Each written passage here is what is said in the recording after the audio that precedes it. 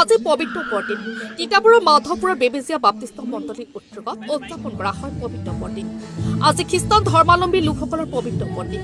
সমগ্ৰ বিশ্ব তথা অসমৰ প্ৰতিটো গীৰ্জাঘৰৰ লগতে তিতাবৰৰ মাধৱপুৰৰ বেবেজীয়া বাপ্তিষ্ট মণ্ডলীৰ উদ্যোগত দিনজোৰা কাৰ্যসূচীৰে উলহ পালহে উদযাপন কৰা হয় পবিত্ৰ বৰদিন।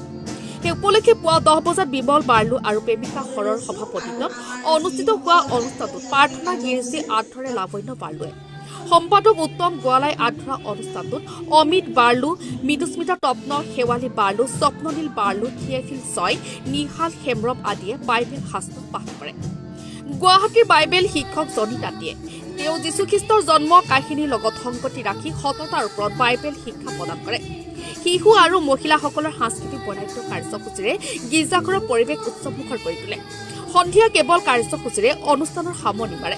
তিতাবৰৰ পৰা মুনমি লালিমৰ ৰিপৰ্ট, আসাম ডেইলি নিউজ। মহান প্ৰভু যীশু খ্ৰীষ্ট জন্মগ্ৰহণ কৰিছিল এই দেশৰ আমাৰ পৃথিৱীত থকা যি পাপী লোকক পৰিত্ৰাণ দিবৰ কাৰণে আৰু যিসকলে দুখত থকা ব্যক্তিসকলক সান্তনা দিবৰ কাৰণে তেওঁ এই পৃথিৱীলৈ আহিছিল। আৰু আমি সমগ্ৰ খ্ৰীষ্টক বিশ্বাসী কৰা লোকসকলে আমি ঈশ্বৰক ধন্যবাদ দিছোঁ। তেওঁ উপহাৰ হিচাপে আমাক এই পৃথিৱীত উপহাৰ হিচাপে তেওঁ একমাত্ৰ পুত্ৰ প্ৰভু যীশু খ্ৰীষ্টক আমাৰ পাপৰ কাৰণে পৰিত্ৰাণ দিবৰ কাৰণে পৃথিৱীলৈ পঠিয়ালে।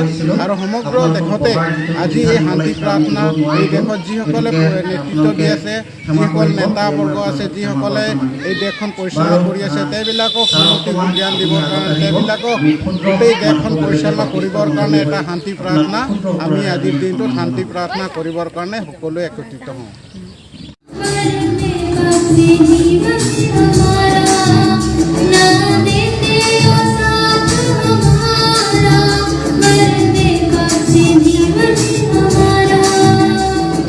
To